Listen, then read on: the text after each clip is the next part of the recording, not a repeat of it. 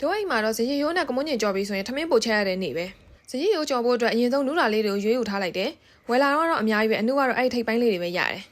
တပြားရိုက်ကိုလိုတဲ့အနေလေးတွေလှီးပြီးရင်တော့ဇရီရိုးတွေကိုစားလေးနဲ့ထည့်ပြီးတော့နှဲထားပါမယ်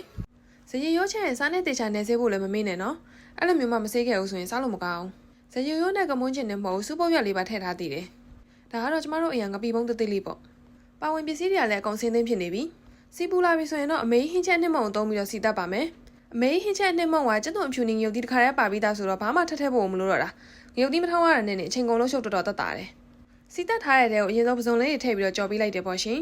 ပစုံလေးတွေနည်းနည်းကွေးသွားပြီဆိုရင်တော့ဇီရိုးလေးတွေထည့်လိုက်ပါတယ်ဇီရိုးကြော်ရင်လေကမွန်းကျွင်ရများများထည့်ကြော်တာကိုပိုကြိုက်တယ်ချင်းလေးစားကောင်းလေးပဲ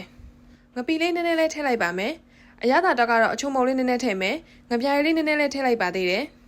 ဇီရိုးလေးတွေနူးအောင်လို့အဖုံးလေးခဏအုပ်ထားလိုက်ပါမယ်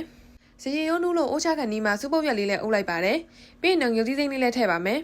ဇီရိုးကြော်လဲစားခြင်းနဲ့အရင်ဆက်ဆက်ကြီးလည်းမစားနိုင်ဘူးဆိုတဲ့သူတွေကလူမျိုးငုတ်သီးစိမ့်လေးနဲ့ကြော်စားကြည့်ဒါလည်းတစ်မျိုးစားကောင်းတယ်ကျမကတော့ခုတလောဘာချက်ချက်အမေဟင်းချက်နှစ်မုံနဲ့ပဲချက်ဖြစ်တယ်ငုတ်သီးချက်တော့ထောင်းကြမလို့တော့အချိန်ကုန်လုံးရှုပ်လဲတတ်တာတယ်လေစီတက်လုံးချက်ကြိုက်တယ်လို့ချက်လို့ရတယ်ဇီရိုးကြော်လေးကိုထမင်းပူပူလေးနဲ့တွဲစားလိုက်အောင်မယ်ဆုံးထိကြည့်ပေးလို့ကျေးဇူးပါဘိုင်